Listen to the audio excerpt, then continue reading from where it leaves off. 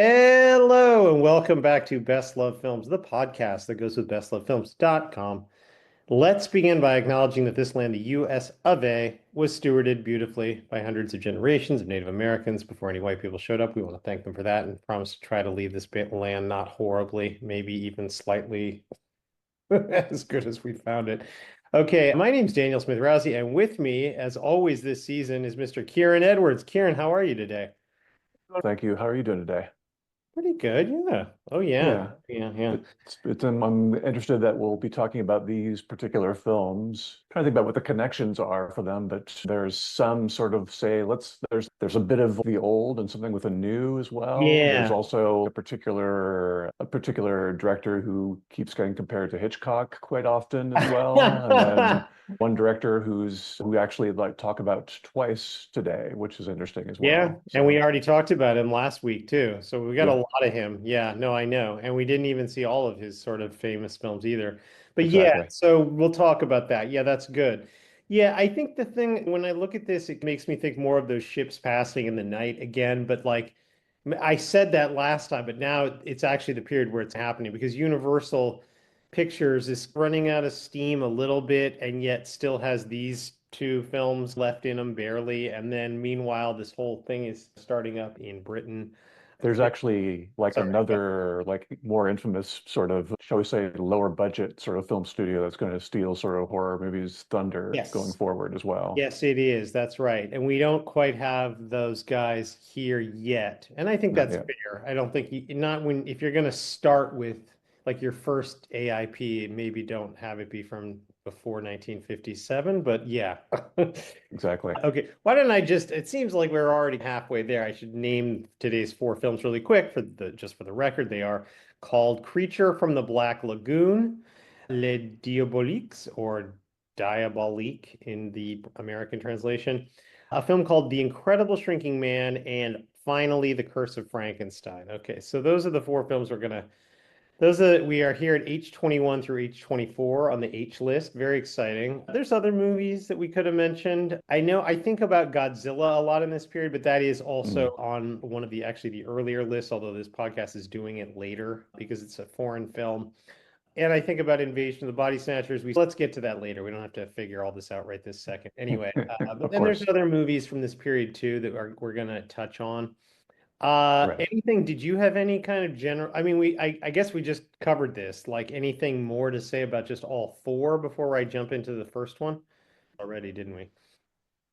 It seems like, especially with the two American ones are very much about just, let's just say, upward mobility and the anxiety behind Yeah, that. I see that. Absolutely. Yep.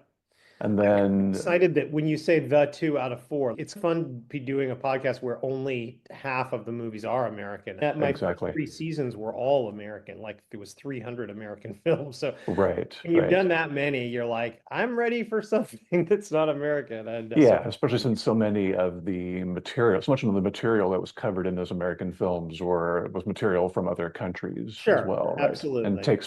took place in other countries.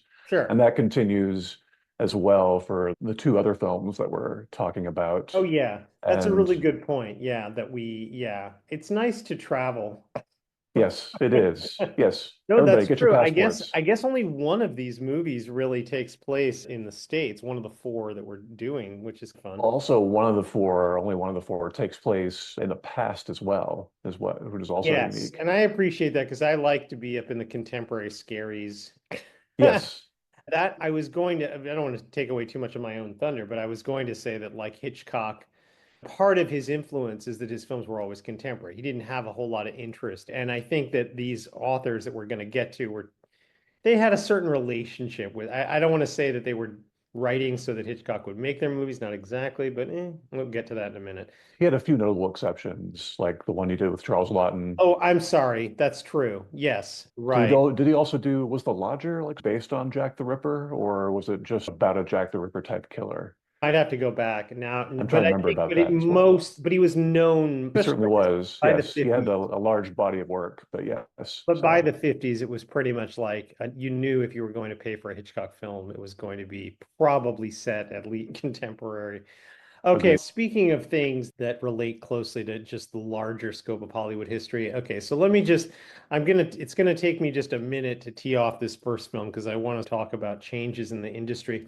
Loyal listeners will remember that last episode I explained that before 1950 in Hollywood, any pitches of science fiction movies would have been received about as well as pitches of movies consisting entirely of marionettes.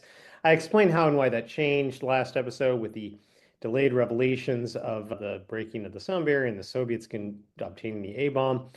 So when it was like, what other mysteries were we not being told about? What were scientists really doing? Then that inspired The Thing from Another World, and then The Day the Earth Stood Still. Those did well, and they did well enough for there to be a bit of a land rush from Hollywood. So that's when Hollywood started thinking about projects that they'd been ignoring for years. For example, books by Jules Verne and H.G. Wells. Now, why does this relate to our first film? I can get to this, but just give me a sec. Probably the most famous novel by either Verne or Wells was probably 20,000 Leagues Under the Seas, I'm gonna guess. Walt Disney took on that project with the same kind of studio upgrading fervor he had once brought to the Snow White project. He named himself sole producer. He hired his first A-listers, three of them actually, Kirk Douglas, James Mason, and Peter Lorre. When they said we don't want to be in a movie called like a Disney film, he created a company called Buena Vista. He filmed one of the first features in CinemaScope, budgeted a then crazy $5 million, which was a lot then. But the main thing, or one of the big things for us, for the sake of this podcast, is that as part of that, he invested a lot in good underwater cameras. Now, 20,000 Leagues Under the Sea was not the first film ever filmed underwater. That would be ridiculous. But it looked really good compared to previous underwater films.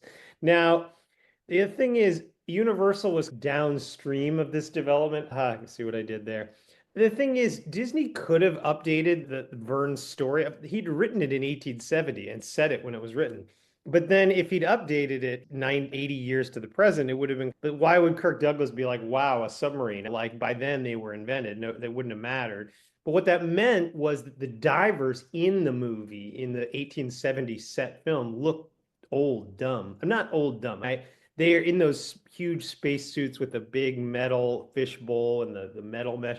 And here's the thing is, I was looking this up because I didn't really know this, but Jacques Cousteau was not famous in 1954. He'd invented, along with another Frenchman, the aqualung in the 40s. But even the term scuba had only self-contained underwater breathing apparatus had only been coined in 1952.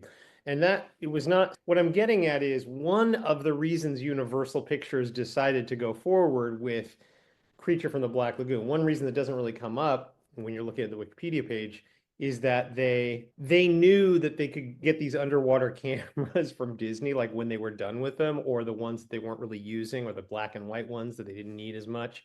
So they knew that, and they also knew that, well, okay, they're going to promote this movie with a bunch of divers that are going to look dumb. We could show guys like good-looking, fit guys in like a bathing suit and an air tank, and that's it. And frankly, they cast two pretty good looking. These guys don't look like Einstein in terms of like body type. They don't even look like the characters in Oppenheimer or whatever. I mean, they look good. I'm saying for scientists, they're suspiciously hot. And there's a lot of scenes of them in Creature from the Black Lagoon, and plus a bathing beauty. So they just thought this might play better on the poster. It was an idea William Allen had years before, this idea of a fisherman. There'd been this legend, but nonetheless, why did Universal take this chance at this time? This was part of the reason. Plus, and I bet you were about to say this, while they were working with Disney to pick off their old equipment, they also hired somebody from Disney. What was her name? Millicent. You're talking about Millicent Patrick? Yeah, Millicent Patrick. So she designed the creature, and yet Universal credited their own person with that, which I is can I can talk to you an awful lot about that as Yeah, well. go. You take this one. So essentially, that story was put to a great to wonderful detail. There is a book called The Lady from the Black Lagoon Ooh, I love by it.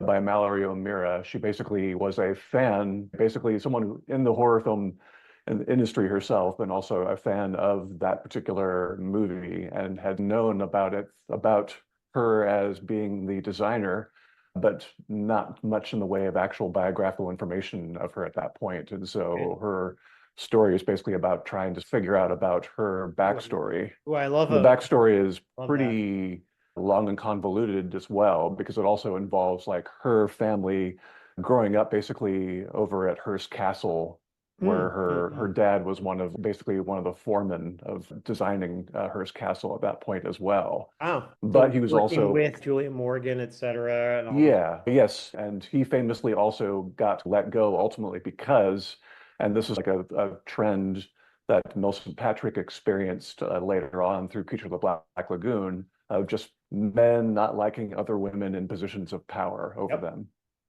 So that's what Millicent's dad chafed at and eventually led to his undoing, essentially. Wow. Wow. And then Millicent experienced this later, especially because of the not only that she designed the creature, but also because of that, and because everyone knew she was, of course, and also a rather beautiful woman as well, who also appeared in a lot of film work, usually as background characters and occasionally other speaking characters as well. So people had known about her. She also even was one of the early, one of the first, not the first, but one of the first female animators on Disney, coincidentally as well. She had, yeah, so she had all this going on, and the studio, in trying to promote the film, essentially looked at Millicent Patrick and thought she could be a perfect sort of spokesperson, essentially, for promoting the film and showing off the creature as well. So all of this sort of happened, and the person who was basically the head of makeup, was Bud Westmore, Bud one West. of Yeah, go ahead. many Westmores. The Westmores were apparently a very large, infamous family of makeup artists. There were about like four or five brothers that I know who were involved in makeup around the same time in Hollywood with various different degrees of success as well. And they all hated each other as well. And Bud essentially was, you could say, like a manager position. And he knew how to design everything, but his background, his specialty was actually in women's makeup. And he had some other sort of notice. He like designed the makeup for the first Barbie doll, for instance. Wow. Or at But least he basic legend says he did. Yes, legend said he did, yeah. But he basically got Millicent fired basically Wow. by the end of her, tour essentially, even though her tour basically brought so much attention for the film that it was Yeah. definitely very Oh, so he instrumental in its was on success. tour as the designer. As basically a woman, basically like a Beauty and the Beast kind Yeah, of right. tour, So essentially. kind Yeah, of what the way they were using Julia Adams in the poster, exactly. but just not, she's not being carried or whatever. No, she's not being carried, but she is Right. definitely, but I'm sure from what you could read, especially with depending on who the newspaper reporters or what the interviews were like, they were pretty much, it was the 50s. Sure. They were thinking a little bit more about what she looked like more often than, shall we say, like what she was accomplishing is or what she had accomplished. They made it in her contract specifically that she wasn't specifically saying that she created the creature, she designed the creature. There's like differences between designing the creature and then they say building the creature like on Sure. set and that sort of thing. So she wasn't involved in the actual building, but she did Yeah, but the still. design of the creature itself, which she should have gotten the credit that she deserved, essentially. She wasn't, credited with, and the whole thing about credits, especially in the 50s, is interesting, and not just in makeup and other sort of happens in other sort of technical departments as well. We can talk about the music departments in some of these Yeah. films, and I can tell you about how people like involved in the scores were not necessarily all being given credit as Yeah. well. Going forward, I'm delegating all the production notes to you. I like the way you tell these stories better. So go, that's fine. This We was only have something a that few. I was very interested in because Yeah. I'd No, I love that. heard interviews with the author and everything, and she made it also a very personal story about her struggles as a woman trying to be Right, a woman said, contemporarily in the yeah, horror film I industry can as get well. into So this sort of thing. yeah, Absolutely. No, that's yeah. cool. Wait, keep going. I feel like I'm cutting you Well, off. Go well, no, ahead. no. I think this is essentially like her story. Essentially, is Millicent's story is just like a microcosm of women's roles, you could say, not just in horror films, Sure. but in the film industry as well, and what they were. what sort of Absolutely. roles they were expected to play, essentially, in the film Kind of, industry. but you talking about that book, it reminds me of listening to one of Karina Longworth's podcasts when she maybe like deep Yes. dives into what was Polly Platt really doing or whatever. Yes, Yeah, or that Polly Platt's a kind of very good thing. example. Yeah. Yeah, but that's great. If I didn't want to jump into the movie now, we could just talk more about how I much. think you should jump in. But This is like a basic sort of overview of this is her great. story as No, well, and go, it's an please interesting story. talk about this all So day. Yeah. yeah, I was going to quickly touch on, I don't know what, the we Fishman could talk about how Limited. awesome Rico Browning is, right, or something like Yeah. Oh that, my right? God. Talk about work. Oh my God. Yeah, But but he's also one holy of two gill men, essentially, right? Because he was right. the one basically Well, underwater, and then there's you the know, other. they say there's a land and a sea one. So I was Yes. wondering when he's in that bamboo cage and he's poking his head out, which one is the Oh yeah, that's a good Anybody question, know actually. that? I don't know. Just a I thought. should have looked at Just a right. friendly question. I don't know.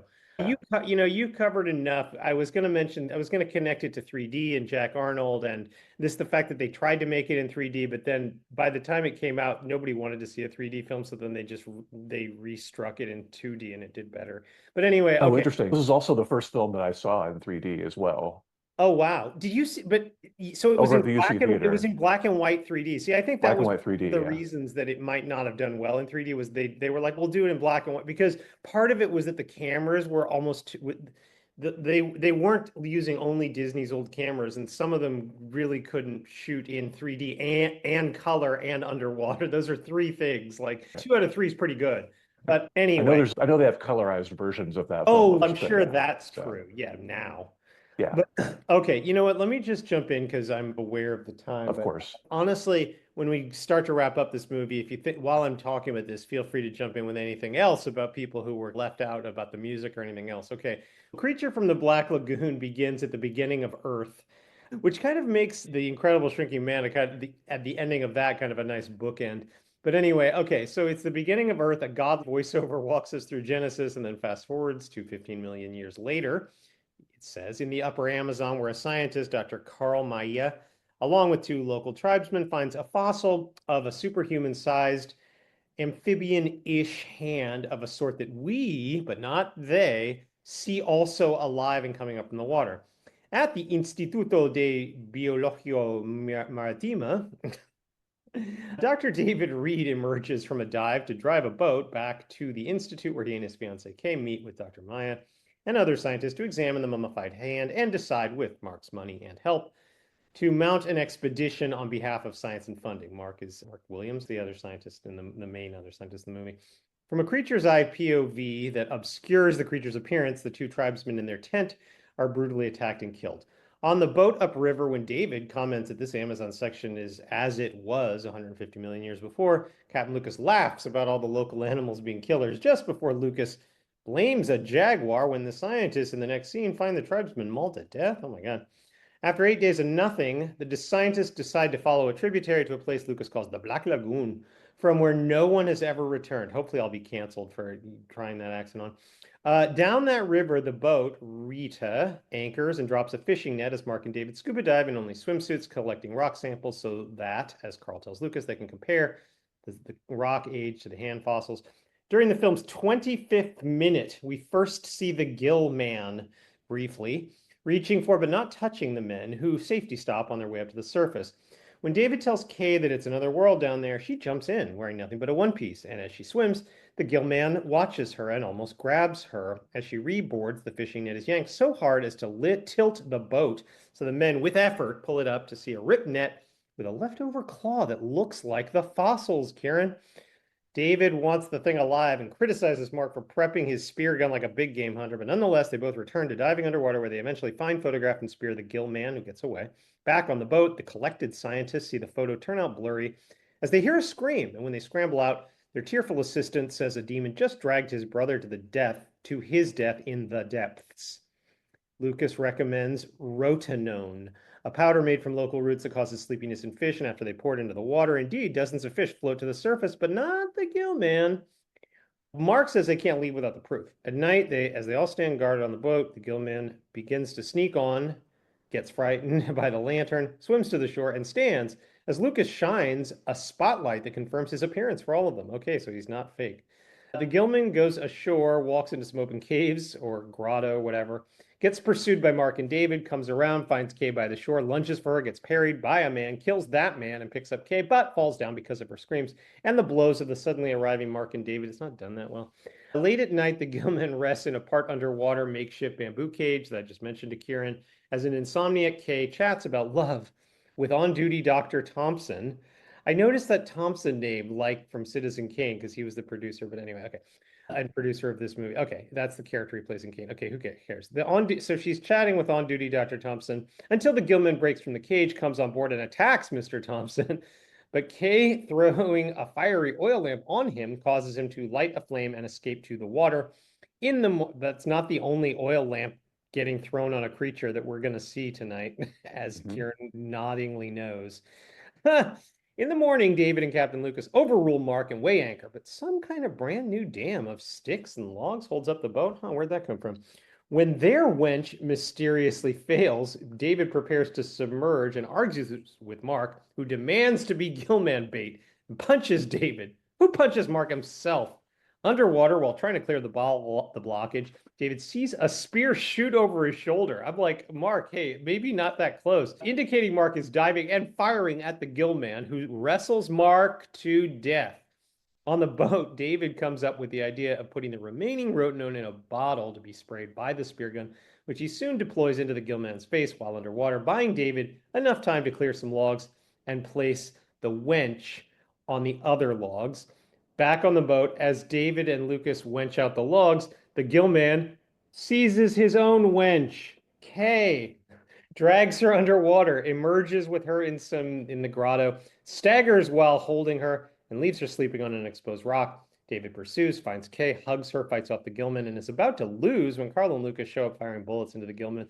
But David stops them from firing too many, ultimately letting the Gilman return to the depths. Okay, Kieron, that's our summary. I love what you've already said about this. What are our takeaways, this many years later about this movie? So a few things. One of them, which I don't know, it might or might not be like an interesting sort of parallel to some of the background that I've already discussed of this film, was the sort of the conflict, let's just say, between science versus commerce, essentially. Okay. Yeah. There's a huge thing going on there. Yeah. Yeah. And then there's also between the person providing the money, also like getting the credit as well, which is also something that could I guess be. if it wasn't for this, the Alien franchise would really be in trouble. I mean, they needed that conflict, if you will, among Yes. franchises. Yeah, go ahead. Yeah, exactly. You could talk about the making of this also could parallel the idea of the making of film and art versus the commerce or the money that needs to be going on behind the making of film as well too. I love that. And who also gets credit for doing what in the films as well. Yeah, so thank you. Just like nice. Just like we were talking about. Yeah. Nice synergy, Kieron. Well done. Thank you. They're different characters that I like as well in general. Actually, they're all pretty likable characters. They're all relatively well fleshed out characters as far as these particular type of movies go, I think. They all have at least a particular scene or two. The assistants are cannon fodder, basically, unfortunately. Oh, they're so red shirt. Yeah. Yeah, they're very red shirted, unfortunately. And they first come out, the funny thing is that they're red shirted and they're like in two groups where essentially they're red shirted and they look a lot like each other as well. Like the first two red shirts have the same hairstyle, essentially. Yeah, come on, film. And then I think it makes more sense. The next two that actually die, I believe they're related, if I remember correctly. He says my brother got dragged down or whatever. So that makes a little more sense. Yeah. Yeah. Let's see a few other things here. Oh, as far as the one woman who actually does something, if she does anything here in this film, she does drive the boat. And that's cool. And she throws that oil lamp at him. And she throws the oil lamp as well. Yeah, there are a few things that she does, but unfortunately, I was thinking about in terms of underwater scenes and people swimming as well. Obviously, before all this, there was a particular swimmer turned actress who was pretty well known for a while before that, named Esther Williams. Wow. Yeah, good one. Right. Nice name drop. I like that. Yeah, and I think a lot of her films involved underwater photography like this as well. Right. What impresses me about this underwater photography is that it's murky and you can Hmm. still see it. That's why I think this is actually really well done because it doesn't have to be clear to be. So a lot of the shots are with seaweed or kelp or something, they're murky and yet they're fine. The murk isn't an issue. I think when I've seen previous underwater shots from the 40s, a lot of times they're fine, but they look like they were shot in a swimming pool just with the camera tilted up, even though we're supposed to be in some river somewhere or whatever. You see where I'm Right. going with that? It's not, there might have been other murky movies that I have missed. Speaking of murky, that pool at the boys' school in the next movie is pretty murky. No camera. Everything about the water is murky in that Right. movie. But Everything yes. about that plot's a little murky, but no, I'm Hmm. just saying it's impressively for I don't know, watching it now, watching Creature from the Black Lagoon, I'm like, man, these shots underwater and they are murky and there's like little bits of there's like little flakes of kelp near the creature, and yet it's all very clear. Those are nice cameras. You have done a bit of diving in your life. Would you be able to hear the sound of a spear gun underwater? No, I don't know. I guess I haven't that for all the dives I've done, I don't think wait, that's not true. There has been they've spear gunned lionfish. You do hear a kind of a whoosh noise. It's subtle. It's a It's woo, subtle. Okay. I was you sort of know, wondering about that. right. Yeah, it's not as explosive as like blowing up the Death Star or anything, but Right. Yeah, the first appearance, like the actual face of your yeah. seeing the actual Gilman is wonderfully, it's like in close up and very sudden, and it's right Yeah. in Oh, front of that you. must have, and if that was the 3D, people must have been jumping in the theater. Yeah, They yeah. had to be. So the one thing that I would say, the design of the creature is pretty iconic and holds up Yeah. for the most part as well on land. Although I Yeah. would wonder, they do subtle things, making it such where when he's breathing, you can see the gills going back and forth, and Yeah. there. Isn't that So great? yeah, so there's great design there.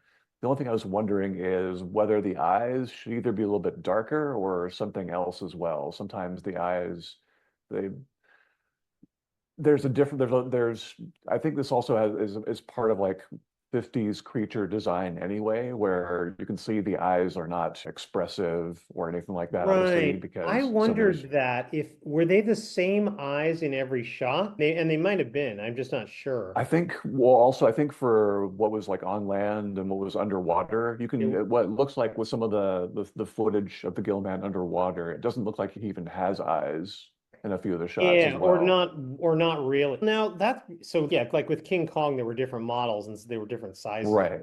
But I guess were those eyes that you see when you do see eyes, like when he's in the bamboo cage, those aren't an actor's eyes, right? Those are No, they're completely, definitely yeah, not. no, yeah, you can tell, right? Yeah. And they're fun. It's tricky. These days, it would all be CG, and sometimes the creature would. I think I say these days, The Shape of Water exists. It's a Oh yeah. 2017 film, and by then you can do a lot more. You can have a creature look sad sometimes and happy at other times. Right. Sorry. Yeah. Del Toro's talked very much about how this is a huge influence on him, and Well, you know, obviously, the right. I mean, how film. could it not be? He basically just, Yeah, basically the underwater ballet swimming with Kay and with the monster is definitely what he was thinking about in particular, what made him say, I want, and what we all want. The two sort of scientists in a way are hey, fine, right. but I don't know. It's similar a little bit. I don't know how you feel the same way about King Kong necessarily. King Kong is much more of a, I know Peter Jackson tried to make it with his remake a little bit much more of an actual, if not a romance, but a much more personal sort of relationship between It's and funny you King mentioned Kong. that because I guess that there's a school of thought, scholarship. I guess Barbara Creed talks about how even though these movies seem like they uphold the patriarchy, they don't because the patriarchy is actually the stud guy who's going to kill the monster, whereas King Right. Kong and Phantom of the Opera and the creature from the Black Lagoon are actually them with the woman are like resisting the patriarchy. Now that's a reading. I'm not saying I definitely agree, but I think that's a fascinating. Yeah, I have read that as well. Yeah, I've been starting to read a little bit of Barbara Creed and right. her book, The Monstrous Feminine, as well, which Yeah, see, I love that thesis. Although I will say I was also studying this, and one of the reasons I mentioned that the poster for this, one of the reasons this project was able to go ahead was they could have like two William Holden looking guys. And by the right. way, especially the guy playing Dave, that looks way too much like William. I think it was just Yeah. a William Holden time that people that was just the way to get cast. But I anyway, think you're, yeah. So in then any the event, other, Yes. What I was going to say is but then somebody else at Universal's, the poster that we need is where one of our big monsters is actually holding like a bathing beauty. Like, why have we never had Dracula do that? Why have we never had the Wolfman do that? Why did that? And you almost, when you think of that, they wanted that, you start to think maybe the plot was reverse engineered to make sure that at some point he would be holding her. And it works, though. It does work because it's Right. could be small. The way he treats her is very Kong, except Kong could never really appear on a poster carrying Fay Ray, not the same way. Same way. But it works. It draws you right in. It's like you just said, it's iconic. It's instantly recognized. It's something that Dracula and Frankenstein's monster and the Wolfman were not doing, and the Mummy and the Invisible Man. So it's already, you're like, and I don't know, and it's a new design. It's cool. I mean, it works. Right. And you could say that because of this particular monster, and also this is also the decade of the teenager being, Yes. well, a demographic essentially, Yes, for the first time, where yeah, that they recognize. where they're being recognized, and then people are trying to figure out how to film movies about teenagers in order to make them Sure. seem like Yeah. they've been seen essentially, right? No, it's funny. And It's funny that we're almost a quarter of the way through the list, and there hasn't been any movie about teenagers running from a monster yet. Right? yeah, that's the one thing I was looking at too, to see if there was anything in particular, because you would think, especially with this particular, although it's, I think what I mentioned last week also, it's like a combination of either like concerned scientists slash military adult people trying to take over, trying to handle monsters, or it's teenagers. And sometimes they coincide, but very rarely it's either one group or the other that's trying to fight a monster in this decade. Sure. Yep, So. absolutely true. Yeah. Yeah. Yeah, and then so one other nice thing, there was like a little bit of a towards the end when they go back to the cave to search for Kay Yeah. and the Go Gill ahead. Man. Huh? You see, there's that little bit of a stinger of a bat just showing up as well. Yeah, I think I caught that. Go ahead. Yeah, which I thought was like another sort of nod to like another sort of universal monster a little bit in a way. You could see it was like a vampire bat possibly. Who knows who's So going to there show up as an animated figure and then answer. exactly. It's And funny because then Black Lagoon did like an Abbott and Costello thing. The creature at eventually is one of the the things. Colgate Comedy Hour, I think, Yeah, right? at Is that what least that as a was? part of a promo, if not an Yep. official thing, right? Yeah. Yeah, yeah. And then But it's you see yeah, basically there's like the two different ways people pass away essentially in the yeah, water. yeah. They either rise to the top or they sink down to the bottom, which is what the gill man does at the end. Yep. Nice. Yeah, so it's just an interesting sort of correlation between who's up at the top and who's down at the bottom, essentially. And it's talking about a little bit about evolution in a way, I think, in a way too. Hearing So, nice symbolism. Man, you are on fire with this movie. We should just hang out. Let's not leave this movie. We're gonna stay right here. oh no, no, that's about all. That's about all I have. That's some Okay. other Well, like that was little pretty bits here. I mind-blowing. mean, I didn't we like that. always talk about like how rotenone looked a little bit like either flour or cocaine or some other sort of Well, powder? sure. Hey, maybe this is what influenced cocaine to come to the States. No. But yeah, sure. Yeah, the effects were the opposite of They what sure cocaine were, was right? too. Yeah. So So, there's that. Yeah. yeah, For time's sake, I should probably rush off to the next thing. exactly. We haven't really had much reason to talk about film noir on this podcast, and that's not going to change today. But it was definitely something that was happening in the 40s and early 50s. Their writers were doing well with detective stories and thrillers and psychological thrillers. And then you had these two writers in France who were also doing well with that. And their names were Pierre Boulud and Pierre Ayrault. Although they worked together when they joined forces, they called themselves Boileau Narcejac. And when they did join forces, their first thing didn't work, but their second thing was a big deal. The thing is, I think what they were doing, and it could just be a coincidence, but okay, so it's the beginning of the 50s as they join forces, and they decide that what would be interesting for them is to have a psychological thriller that feels like it's gonna be a ghost story, feels like it's gonna have a supernatural element, but then the twist is that it doesn't, you know? And honestly, they did pretty well with that. So they wrote a book just like that, basically called She Who Was No More. And the story, or at least the legend, is that the legend that I have written down here is Henri Georges Clouzot, who had just finished making The Wages of Fear, which was just this big hit. It was like the biggest hit in France since whatever, since the Paradise film from 46. Oh, Children of Paradise. Yeah, it Mhm. was a big, but it was a big, Wages of Fear was a big deal. It was all over the world. But yeah, and so he basically was allowed to bid on this book, the adaptation of this book. And like he beat Hitchcock there by like hours. Like Hitchcock could, if he could have just bid on, I mean, that's the legend. I don't know if that's really true. In any event, that after that, like Hitchcock contacted those guys, and so for his net there, he made their next book into a movie called Vertigo, which is another movie that I think, first of all, I think it's a great film. I don't know if it's horror or not, but it's another movie where you suspect a supernatural element and you're trying to figure it out until the end. And I think that's a great approach, and it makes sense for 50s films when you consider all the influences, when you consider Agatha Christie, when you consider everything that was going on at the time. But you can see how well it works with Hitchcock's whole mode because Hitchcock had, a movie like, I don't know what, Notorious, something where it seems like something outlandishly fake is about to happen, but doesn't, I mean, there's others that you could get, Strangers on a Train, maybe, or whatever. Not, but you could see why. And honestly, Kieran, that moment when he's coming out of the bath that was my second moment after the jump scare in the bus. Wait, what was it? Oh, Cat People. So in Cat Oh, People, I'm gonna admit that bus scared me. And this was the second I was like, part of me was because I guess I hadn't seen this film and I didn't oh, you know. hadn't? No. And so I was like, Oh, interesting. but I thought, wait, maybe it's gonna be just a ghost story, but that would be such a betrayal if it is. And the Funny. way they make his face in the photo so spectral, that was a great God, that shot's only on the screen for a couple seconds where you see the photograph that they took Hmm. where Michelle is, and that is a great that right there. I'd love just a souvenir of that photo, Right, right. that because the way they do that. Oh my God. Okay. As you can already tell, I'm a big fan of this film. I don't even know if it should be on the horror list, although yes, it gets grouped with horror all the time. We're not the first to put it there.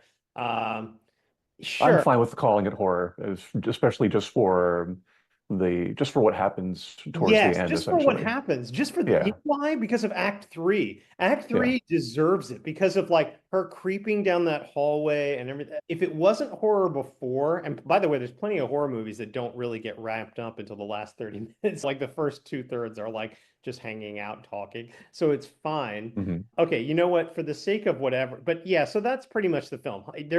There's more about the production that it was just Clouseau. He changed a bunch of things in the book. He invented the thing about the boys' school, this, that, and the other. He connected things to his life. His wife could do some things, but not others. So he had her do this, that, and the other. Anyway, you know what? Do you have any notes on the production, or should I just jump into the plot? I mean, it's the same notes that you just sped through the last 5 seconds were similar to the similar notes that I had as well. The plots, yeah, we can talk about the plot change a little bit, like after you describe the plot in the film compared to what they did in the novel and Yeah. why it's interesting. Why you could say in some ways that the novel and that plot might have been in some ways interesting if parts of it were left in and not changed because Yeah. of the times. Yeah. So Oh, let's talk for about that in example, particular. the same-sex relationship that would have been part of it, for Yes, there's example. that Yeah. as well. That's Right. Yeah. yeah. And honestly, I think it's defensible what Clouseau did because this is a terrific film. Like I Oh don't know. yes. Plus, I It's more of like. like Yeah. Sorry. Go ahead. Yeah. the thing is if you're going by sort of noir conventions, it's an interesting sort of conceit that the novel has of basically it's a rarity of say people joining forces and actually getting away with the murder essentially, Yes, I like that, and I like that which is what happens. it's two women, and at least for a Yes. while, you believe that these two women are joined in doing this interesting thing. It's very that part. I wouldn't want them to change that, so I don't know. So if it were more like the book, but anyway, yeah. Okay, why don't we just jump in? But by the way, let me say if you are like me and like from a week ago, I had not seen Diabolique, don't listen to, there's a big title card at the end saying, don't ruin this for your friends. It's the first one. Is this the first movie on our list? Here we are at H22, where there's Yes. something that a card saying, don't tell your friends, spoiler, basically. It's before the word spoiler Yeah, was this is the first yeah, example of and that it's the really. first of So that, and that's great. And honestly, that in and of itself would make this a very influential film, I think. But okay, so yeah, if you haven't seen this movie, please fast forward through the next 5 minutes of this podcast. Okay, or 7 minutes to be safe. The film begins with a delivery truck arriving at De La Salle boarding school as Nicole, the receiving woman, complains that its salads are rotten. A rope-rung bell cues the preteen boys to scramble down the stairs, and one of them takes a minute to give a fan to his teacher, Christina, who sees sunglasses on her colleague Nicole and deduces that Michelle has hit her again. After two other men marvel that the wife is comforting the mistress, Michelle turns up and makes fun of Christina's heart condition. Later, on an empty swing set, Nicole suggests Christina divorce Michelle, but Christina says she fears going to hell. In the dining hall, the rowdy kids eat 2-day-old fish, while Michelle fails to convince his workers to do the same. Michelle threatens to cancel the boys' holiday, prompting Christina to blurt she doesn't mind paying for everything, but she can't stand it when Michelle is mean to the kids. A scene that ends implying that he is taking physical revenge on her, although the camera is discreet. They step off stage. As Michelle sleeps, Christina sneaks out, meeting Nicole in teacher's quarters. In the dining hall, Michelle learns that the two women left in the delivery truck, but pretends he already knew. I say pretends in like quotation marks. In the delivery truck on the way, it's like double quotations. On the way to New York, Christina and Nicole discuss the problems with wanting Michelle dead. In New York, Nicole chats with her tenant, brings a steamer trunk-sized wicker basket and Christina into her room, and helps with written notes when Michelle calls and Christina demands a divorce, including one thing Michelle wants is the dowry, which means the school, but Christina doesn't want him to have that. While the women wait for the train carrying Michelle to arrive, Nicole offers specialized wine and a filling bathtub, but Christina is afraid to execute the plan. While Nicole hangs out with the couple upstairs, Christina receives Michelle, who threatens the worst if she ever tries to divorce him. As he drinks wine, a guilty Christina instinctively swats at the glass, spilling it on his shirt. So he slaps her, commands her to clean him, orders more wine, drinks up, and feels drowsy as she helps him to bed. At least he certainly looks like he feels drowsy. The male neighbor complains to his wife at the tub noise, but cheerfully helps the ladies haul their very full wicker basket to the delivery truck, even offering to replace it to no avail. At a petrol station, when a truck tries to get into the drunk, tries to get into the back, the attendant shoos him away but sees a pool of blood in the basket or something. It's hard to tell in black and white. Back at the school in the middle of the night, when the truck arrives, Nicole gives Michelle's 3-honk sign to the watchman, Plantevieux, who lets them in and leaves them alone to drop Michelle's body in the school pool. Over the next 2 days, to Nicole's chagrin, Christina can't stop looking at the mossed over pool. And when kids lose a ball into the middle, Nicole reluctantly throws in things, but a kid fishes the lighter out without finding any body. On the pretext of finding keys, Christina orders Plantevieux to drain the pool, but after he does, Christina runs over to see and faints because there's no body there. Later, in teacher's quarters, Christina prays and tells Nicole her plan was childish, but Nicole says Plantevieux let in no other people and she can't find a body or muddy prints anywhere on the grounds. Plantevieux enters with Michelle's dry clean suit, so Nicole and Christina visit the dry cleaner who says her bike messenger forgot a hotel key. At the Eden hotel room, Christina meets a cleaner who says Michelle rarely comes but always leaves the place perfect. Back at teacher's quarters, Nicole and Christina counter-accuse who was the real killer, with Christina threatening to go to the police. At the school gate, Christina is leaving for confession when Nicole shows her a newspaper saying Michelle's body has been found in the Seine. At the morgue, the official cagily questions Christina for details, but ultimately produces a body that isn't Michelle's. On the car ride home, Christina receives a ride-along who introduces himself as retired police commissioner Albert Fichet, who takes on the case, saying no need to pay him till the body's found. Fichet interviews Plantevieux, who notes Michelle swam like a fish. Nicole walks over and corrects Fichette, Fichelle, what have I got here? Regarding the drain pool, that it was to find her keys. And he responds that between that and the Seine, the two women think about water too much, Kieron. Fichette searches through Michelle's clothes and sundries with no success. Nicole and Christina are walking the grounds when they see a small student digging in the garden. His name is Moynet, who claims the principal, aka Michelle, saw him break a window with his slingshot and punished him. But now, 4 indignant teachers punish this kid for lying. Though as Moynet retreats to a disciplinary corner, he insists he saw the principal. He says, I saw him. Christina is feeling so sick that she lays in bed while a doctor visits and misses the taking of the all-school photo against the residence wall. But when the photographer returns, the photo includes my favorite a spectral image of Michelle behind the window behind the kids. It almost looks like something from Un Chien Andalou also, but anyway. In quarters, Nicole asks Christina to leave with her, but when Christina refuses, Nicole leaves anyway. Fichette arrives in Christina's bedroom to give a final report, but after Christina guiltily confesses everything, Fichette tells her to prepare to wake up acquitted. What?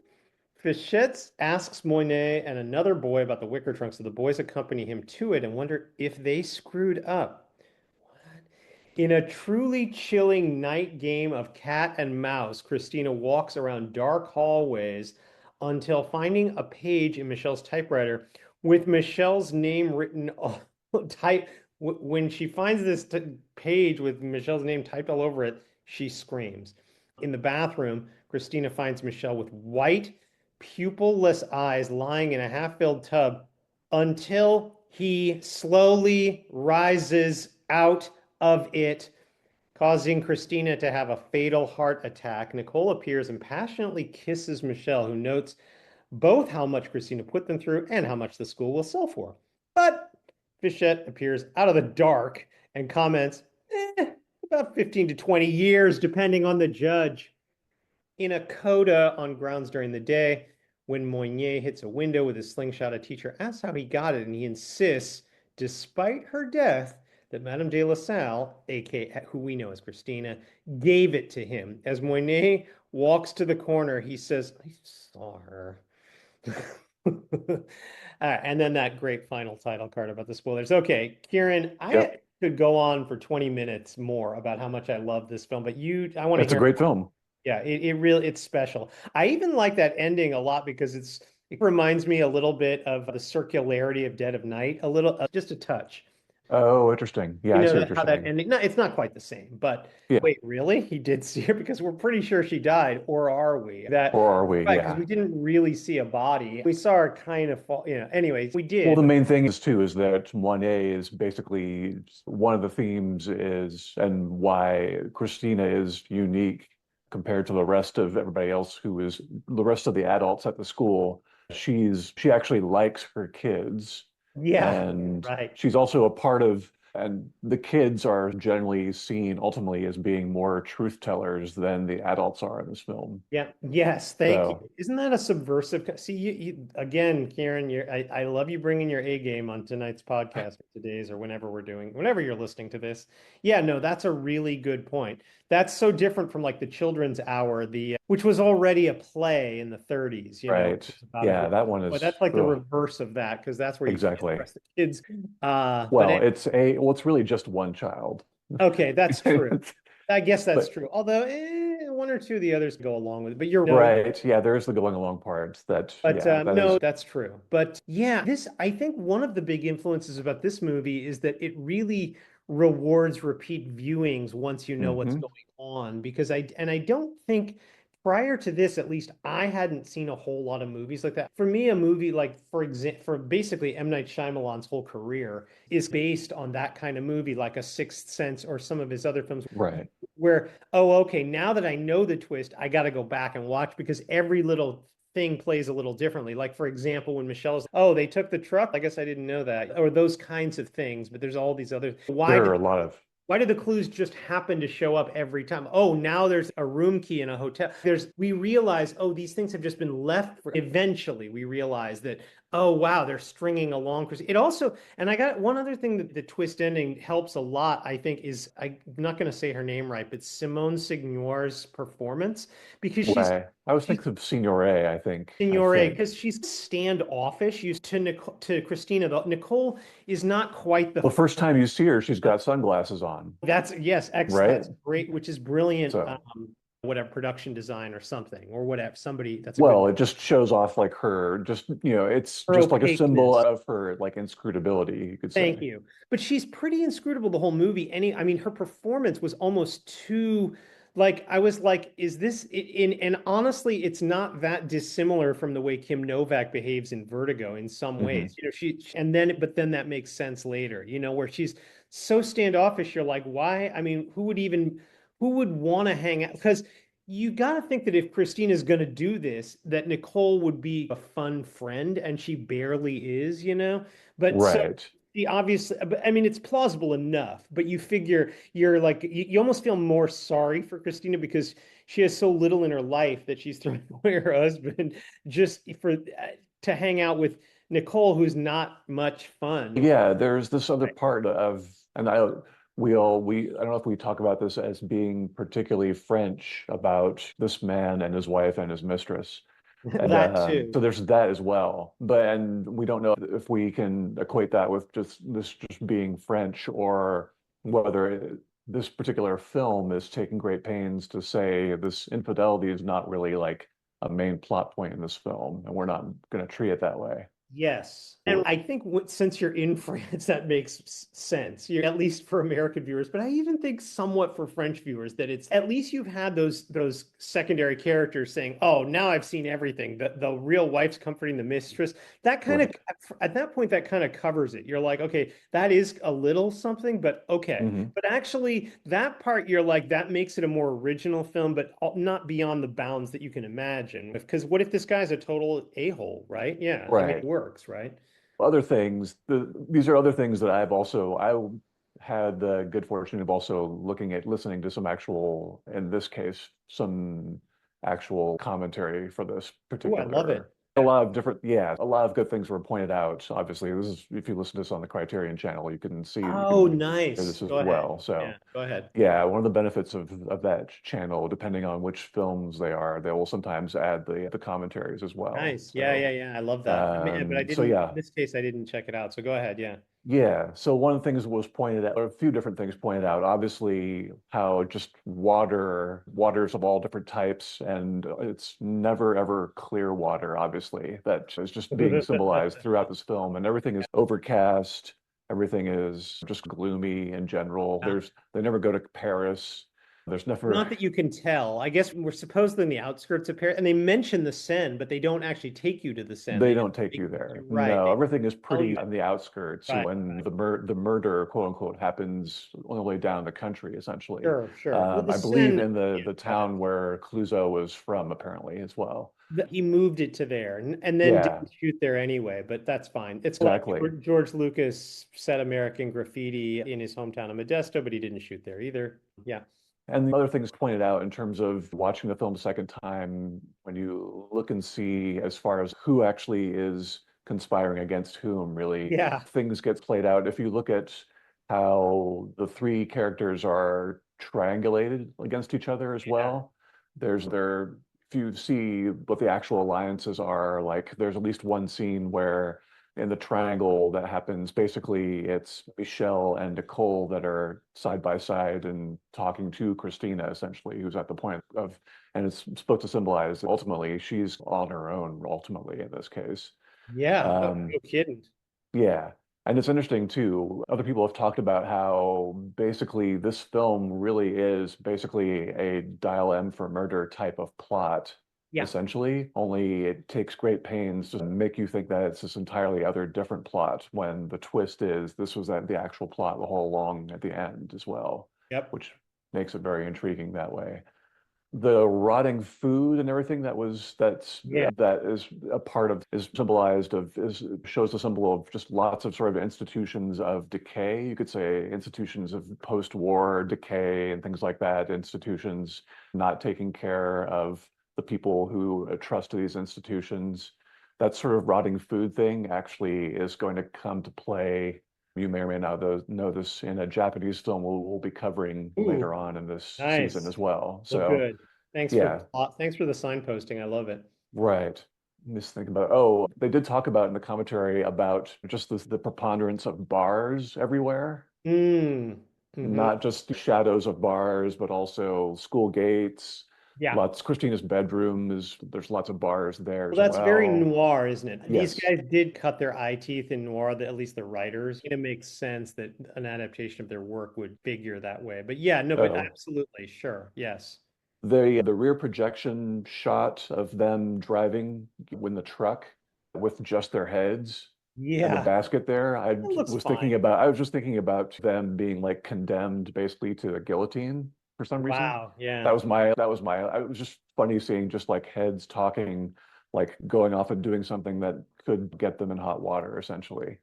I know what you Right. mean. It was almost like almost going back to House of Wax when the woman's, oh, so that's what I look like as a severed head. The one thing that they also talk about, which I'm sure you talked about in your classes as well, is the difference between restricted narration and unrestricted narration. I have mentioned that, but go ahead, please. Yeah, basically, restricted narration basically is, from what I understand, just narration where basically what you're being shown is what the character is experiencing solely. And Okay, unrestricted right. narration oftentimes shows things Years essentially into, that other characters aren't aware of, right? yeah. So what this film really tampers down on more restricted narration, where everything is, for the most part, with the exception of a few different scenes, is being shown through Christina's eyes, His essentially, until perspective, the yeah. end. It has to be, or else it doesn't work. No, you're Exactly. absolutely right. Yeah, no, that's right. And we talk about Yeah. unreliable narrators sometimes too. But yeah, Yes.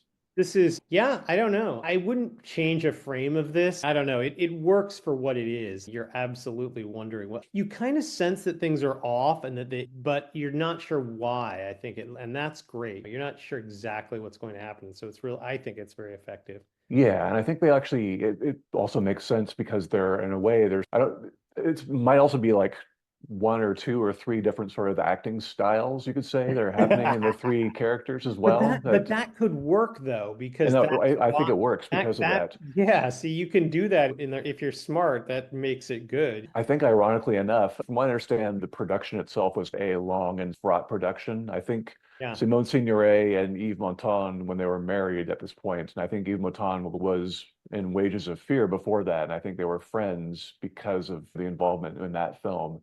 And then apparently their friendship deteriorated because of this production Mm, and how kind of yeah. contentious And it I was, guess if you're unfortunately. gonna keep going off screen, like apparently the lead actress Vera Clouseau, who plays Christina, she Mhm. died 6 years later of a heart Of a attack heart in attack. real Yeah. life. Yeah. Yeah, Speaking of I know. things that happened 5 to 6 years later, there was also the movie Psycho. Hmm. Obviously, that's an A-list kind of movie, but Robert Bloch supposedly gave a lot of credit to this movie. Yes. Basically, when you see it, you can see where that comes from, especially, and this is going to sound weird, but especially because of the inspector figure who shows up at about the same time, and he's just as beloved. Like you suddenly are rooting for this person, even though you haven't seen him for the first half of the movie, much like in Psycho. Yeah, it doesn't help that it doesn't hurt that he basically is a French Columbo, basically. Sure, but this is before So Columbo. But this is yes, before Columbo, but yeah. yes. No, yeah, absolutely. Oh, yeah, there's so many good things about this. Yeah. This is if it's not on this list, it needed to be on. I mean, this is just I don't know. This is a movie that I really appreciate. When those guys were rebelling against the cinema de Papa, Truffaut and Godard and Rene and all those guys, I don't think they meant this film. That's the highest compliment I can pay it. Is I don't think they were like we also hate Le Diabolique. No, they wouldn't have hated this. I think Yeah, they might have said it, but Eh, I don't think but they even did. They had so many other movies to attack at the time. I know he symbolized a particular establishment at that point He as did, well. I but know. he came at it honestly, is what I would say. Oh, Exactly. I'm a huge fan of Wages of Fear too, and I think you are as well, aren't you? Yes, although a film that I like even more possibly than those other two films is Le Corbeau Oh, I also. haven't seen that. By the Yeah, way, I if you're listening to this podcast and you hear there's a movie called The Wages of Fear, you might be saying, "Wait, why isn't that in the horror list?" But if you see it, you'll go, "Oh, okay." yeah, I imagine it's on one of your Oh lists if yeah, I yeah, remember oh it correctly. is, Yeah. yeah, yeah. So, But it's much more of a sort of an action film, or yes, it is. And the remake is also good as well too. I heard that. I don't think I Yeah. saw. But okay, Le Corbeau, you said. Yes. Yeah, highly recommend that as well. All right, should we move on to the next one, knowing how Yes. short I am on time as usual? I keep saying that, but it's getting boring. What was I going to say about that I haven't already said? You can see how influential a film like this is over thrillers. What happens is, Hmm. if you look at the Wikipedia page, there's a bunch, they name all these thrillers that came out. And yeah, I think that was already that kind of existed as part of the Hitchcock mode or subgenre, whatever we're calling Hitchcock type films. But still, nonetheless, the way they did it here is really masterful and shows that it could be done outside of Hitchcock. So that's something. Okay, it's the mid 50s. I got to move on. It's the mid 50s. Science fiction is clearly a thing in a way that it wasn't before 1950. So what to do? Contact Richard Matheson. That's what. His breakthrough novel was I Am Legend, the first to really draw out life after an apocalypse. Its first film adaptation wasn't until 1964, but because the 54 novel was a hit, Matheson could get studios to return his calls when he said he was working on a new book and a script about a man shrinking due to radioactivity. He claimed he was influenced by a scene in 1953's Let's Do It Again, where Ray Milland, who we've already just, did you just mention Ray Milland from some, oh, you just mentioned Dial M for Murder. Yeah. So why, Right. so right before Ray Milland dialed M for Murder, he was in this movie called Let's Do It Again, where he puts on a hat that's too big for him. Actually, I think the funny thing about the shrinking story is that even though the doctor in at one point in this movie says people don't shrink, that's not really true. People do, like, have you been told this, Kieran? Doctors tell me, when you get to 70, 75 years old, you're not as tall as you were when you were like 25. No, nobody. I've always known that. When I say always, meaning like I've heard that for as long as my memory of knowing that has been, which might not be Yeah. that long, but it's been a What I'm while. getting at is that what's clever about this movie is that it actually does speak to a kind of a genuine anxiety. Not really, but there's a grain of a true anxiety there where it's okay, I'm this tall, but I'm used to seeing the world that way. And if I even lost an inch while somebody else didn't, I'd be like, eh. And that honestly, Kieran, that's actually happened to me. Like I was, yeah, I've said this before to you, but like I lost an inch, like I don't know when, in my 30s or something. So I'm not seeing you. I used to be like our friend Chris's exact height, and now I know I'm an inch shorter than him. Anyway, it doesn't Hmm. matter. But what I'm getting at is, I actually, I'm surprised nobody had really done this or thought about this as a movie before this because it seems like a natural, not a natural, like he's playing on something, as with the best of sci-fi and maybe horror too. You got the metaphor should be somewhere in the world. Um, by the time he contacted producers, he may have also been influenced less by Let's Do It Again, but more by like other films where radioactivity makes monsters, like Godzilla and like Them, the 1954 film about ants. Or he could have even been influenced by Tarantula, a 1955 film, which is not about radioactivity, but about food expansion. Tarantula, much like Creature from the Black Lagoon, was directed by who, Kieran? What's his name? The last name Arnold, which is also a First first name. name, but his first name is Jack. No, thank you. Yeah. Good old Jack Arnold. Universal could just trust him to get these things right. I think he was going contract to contract here too. It was, Mm. post Olivia de Havilland law, post some other laws. So he didn't have to. But on the other hand, Arnold, he wasn't trying to be John Ford. He was like happy to get work. And plus he was good at this stuff. And it's good in a way that he had made as many hits as he had. So we already know from House of Wax. We already know him from Creature from the Black Moon. We already got all this stuff. But we're lucky it was him on this one because test audiences, as you probably know, Kieran, did not like this ending. They would have changed it, but Arnold insisted. He said, no, the ending I shot is fine, leave it. And it's interesting to me when you think about that, like an ending where, well, I don't know if I should give it away I'd yet. heard Like, different things about whether oh, go I ahead. thought the ending was fine, tested well, but I thought the producers wanted it changed, basically. What I read is test audiences preferred it. There was a New York screening in February of 57, and Mm. more than half of that audience said no. Maybe they were presented it by the producer. If you depends how you phrase, you know how these things work here. It depends how you phrase the question. But I think that maybe it was like, hey, what about an ending where he gets back to normal?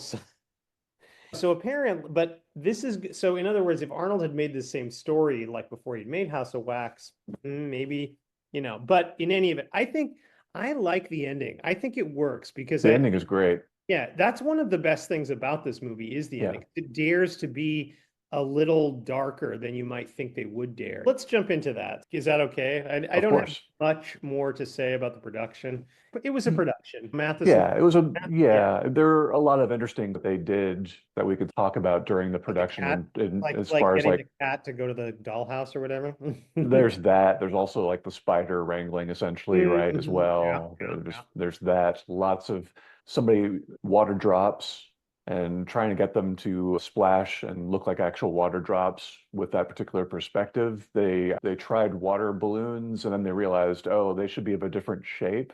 And then Yes. they end up becoming with the production powers that be were wondering why did you order these 100 this box of 100 condoms, basically. It's probably the first condoms to appear in any movie, certainly any Hmm. Hollywood sponsored film. It's a blink and you'll miss it. But Yes, still, the fact that condoms appear in this movie, people are still celebrating Hitchcock putting a toilet in a film 3, 4 years later with Psycho. So why of not course. celebrate this? Yeah. Yes, good point. I think that's a really good point. Yeah, it's weird. At least these first, no, actually, all four of these films have a lot to do with water because we're Hmm. gonna get to the. I'm really. We do have our motif of the week. Thank you. Because later we're gonna get a vat of acid, but also a tank where the Yes. the wrapped man or wrapped whatever it is, automaton Yes. something is being. So there's water. There's definitely water in all these, and In all kinds of sizes and I shapes, you love might say. yeah, one thing I love about the water scene in the film I'm about to summarize is that they're willing to be despairing. Like he doesn't get there. Like he's playing in a completely different scene than the other two people, and they're sharing the Exactly. basement. And I love that. And I'm not sure Hollywood ever really did that. Like that is great in a way. There are a lot of little impressive touches about this film, I think. Yeah, could it have been a Twilight Zone episode? Well, and we can only say that now because Twilight Zone started like a year later. Um, Right. yeah, and by now is every Hollywood house in the 50s starting to look exactly the same? You know, like the same wallpaper, the same stairs. Yeah, Hmm. same lighting. You know, like if you switched out the cast of Leave It to Beaver, would you blink? No. I get that, but on the other hand, this works. There's something about this that works. Um, okay, should we jump in? Uh, Definitely. Let's do all that. right. Let me see how much I can shrink my usual summary. Mm. The Incredible Shrinking Man begins in an ocean on the front of a boat where Robert Scott Carey, our narrator and near naked lead character, sends his wife Louise below deck to get him a beer, sees a strange white mist approach, and winds up covered in sparkles. He looks pretty similar, actually, to either of the two guys in Creature of the Black. You know, again, it didn't hurt to look like William Holden at this time of Hollywood history. 6 months later, at their suburban home, Scott complains about his pants and shirt being too big. He goes to the doctor, who tells him losing weight and a couple of inches of height is probably due to previous faulty exams. After Louise needs no stretching to kiss Scott, he returns to the same doctor, whose x rays confirm that Scott is indeed getting smaller, prompting a referral. At the California Medical Research Institute, it's funny, we go to this institute at about the same time we went to the Biological Institute in Creature. Okay. Scott is subjected to all manner of tests. It's a bit of a montage, and they name drop all manner of chemicals, eventually leading to he and Louise's office visit with the director, whose questions prompt Scott to reveal his contact with the radioactive cloud, as well as, more recently, insecticide. So apparently that combo is the problem. In their convertible, Lou assures him she's not going anywhere as long as he's wearing that wedding ring, which falls off, Kieron. Yeah, that's moments like that feel very TV, or certain little music tags. Womp womp. At their home, Scott's brother Charlie explains that someone at the Institute leaked information to a press source willing to pay, at which point the camera cuts to Scott, now child-sized, on a cushy chair, narrating that they needed the money. On another day, the Carey radio reports the search for an antitoxin for the incredible shrinking man, as the announcer calls him, while Louise begs the phone company for an unlisted number, and 3 foot tall Scott peers over his windowsill at the gathering looky-loos, hoping he'll come out. Scott yells at Louise, but then apologizes and works on his book until they get a long awaited phone call. At Dr. Silver's office, the doctor warns that nothing is certain, injects Scott with the antitoxin, and says they'll need him there for a week of tests.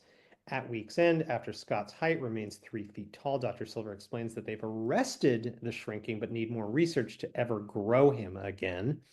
Back home in the evening, Louise is kind to Scott, but he narrates how angry and absurd he felt just as we see him walk out the door, across the street to avoid normal-sized people, and see a carnival barker announce the freaks. In a diner, as he sits up on an oversized seat drinking an oversized cup, he is joined by Clarice, who has been just slightly under his current height her entire adult life. On a bench in a park, Clarice compliments the book that Scott says she inspired him to finish, but as they stand, Scott sees he is now a bit shorter than her and yells, "It's starting again," as he runs from her. Sorry, the bench in the park scene has to be later, probably weeks later. Weeks later. Yeah, okay. Did it say 2 weeks later? Yes. Okay. Oh, I missed that. Or maybe I caught it and I forgot to write it. Cut to Scott, apparently a normal size in a place we soon learn is a dollhouse. You gotta love their shot cuts.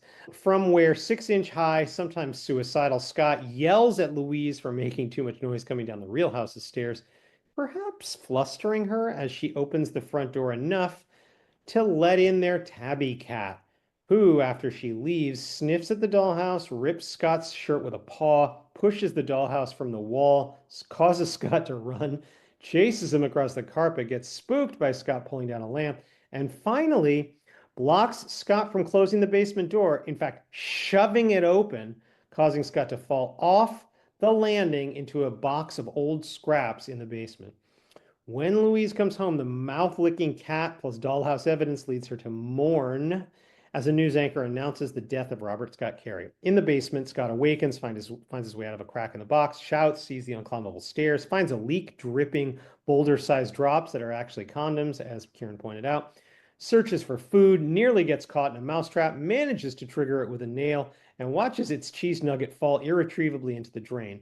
Scott's brother Charlie implores Louise to find a new place to live. Scott messes with a sewing kit, lighting a match to sever a string enough for usable rope and putting a pin in a hole's wall enough to bend its middle 90 degrees.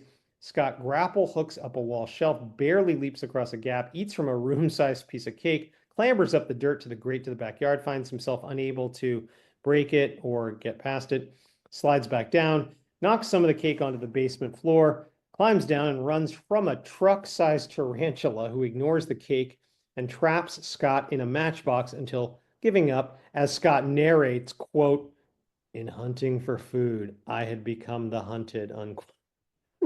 I could have named all these other kinds of solemn, stolid narrations, but that one seemed Mhm. something almost iconic. Later, a water heater leak causes the basement to flood and Charlie and Louise to come down to fix it, but they can't hear tiny Scott as he clings to a pencil to stay afloat. A pencil, Kieron, that keeps him from going down the drain after Charlie unclogs it, and he and Louise drive away from the house forever. Using his thread bent pin and a pair of scissors too big to lift, Scott sets up a trap for the spider, but as the scissors fall, the string breaks. The angry spider attacks, but Scott manages to stick it with a pin and kill it. Still shrinking, Scott can and does now squeeze through the grate into the backyard where he sees the night sky, and his voiceover connects the infinitesimal. Doesn't he pronounce it differently? He pronounces it like infinitesimal or something. Okay, anyway, he connects the infinitesimal to the infinite, to God's plan, and he concludes, "I exist," as a card says, "the end." All right. Go ahead, Kieran. What's good? What's bad? What do we need to know about this in the year 2025? Oh, in the year 2025. I think that might be when people might listen to this. Yeah, yeah. No, I'll see if I can take us from there from Right. 57. So this is like one of those things when I was talking about credit for films as Please well. talk. Yeah. This is this thing involving instead of an actual like score being accredited to somebody, there is somebody who is credited for music supervision, essentially. Yeah, okay. Go ahead. I'm trying to remember if his name is Joseph Gershenson, I think his name is. Keep He talking. was in particular this particular music supervisor for Universal for about 20 years. So he never really composed any scores himself, although he did conduct just about all of them as well. So, but he was also generally considered a manager in a way for the music department for a lot of Universal's Okay. films because of that. And And he's so not a getting lot the of, credit. yeah, so he's credited, he's because that made his credit, if there were other credits for scores, his credit became much larger, let's just say, anyway.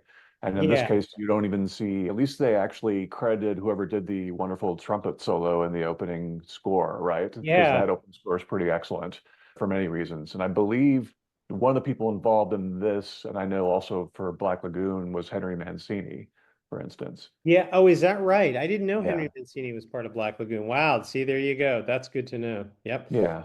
And I shouldn't be Um, making jokes that these scores sound like TV. They only intermittently do. Citizen Kane sometimes sounds like TV too. I think right. the way this is going. Exactly.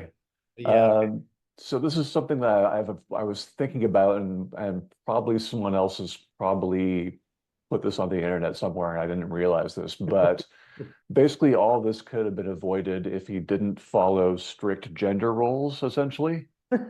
Uh, Explain. if he just got the beer himself, Oh, that's funny. Yeah, right? exactly. He But then basically would wouldn't have, she have gone shrinking? she would have, it would have been the Incredible Shrinking Woman in that case, probably. Right, which So later what got happened made here anyway. is that now, because of him, like, following strict gender roles, he basically gets enveloped in this toxic cloud of masculinity Oh, wow. that covers Nice. him in glitter and Wow. then cuts him down to size, essentially, Oh my throughout the God. entire Look film. at this dope ass symbolism you've got here. I love it. Man, that's better than anything I read. Yeah, that's what I'm wondering. It just seems like something that someone would have probably thought about somewhere else. I'm not going to claim Oh credit for it, but no, you should have. it You're just you're seems like it's you're on that. something it seemed pretty obvious. Obviously, it's one of those things that we can think about in 2025, but obviously was not touched upon even probably unconsciously when making the film. Or maybe it was. That's what I love about movies. You can still Hmm. interpret them in new ways. Actually, what I love about your interpretation is that it actually explains better some of his lines, especially in voiceover where he's talking about, and I was just so angry with Louise. Like that, his anger with her is pretty irrational. She's not doing anything wrong. And Right. at some level, he knows that. It's not like he doesn't know that, but he still finds it's true anyway. And that is profound to me. There is that I think maybe that's one of the reasons this movie has a long shelf life because longer than a guy running from a spider on a shelf because he's saying but you don't even really need those lines in the narration. They're not plot, they're not like driving the plot forward really, but Hmm. they are. So I love a guy who like is angry with his doting wife for no real reason. She's standing by him. Now, I'm not saying this is something I experienced in my personal life. I'm just saying this is taking on what was going on in the 50s in a smart way. There was already the man in the gray flannel suit, and that was basically about the same time. So it He's was, basically at this point in the 50s, he's upwardly mobile. And I think the 50s were sort of part of a newer, there was 50s was a sense of upwardly mobile progress that was happening in general yes. for a particular group of people, a particular group of mostly white male people, obviously, Yep. or that were upwardly mobile. Right. But why Uh, weren't they happy about it? They were and but still why weren't they happy about it? right. But he also talks about in his different surroundings that he finds himself in when he's smaller and smaller. He talks about different things like I have to conquer, assert my Yeah. dominance essentially over these new different settings, Yeah, and right? I love that the movie, see, that's why I think this movie holds up really well because it's dealing with that stuff on some level. Like it's, and Hmm. on some level that keeps getting smaller. But I think that is nice. I mean, because that's not necessarily what you'd expect it to just be the plot.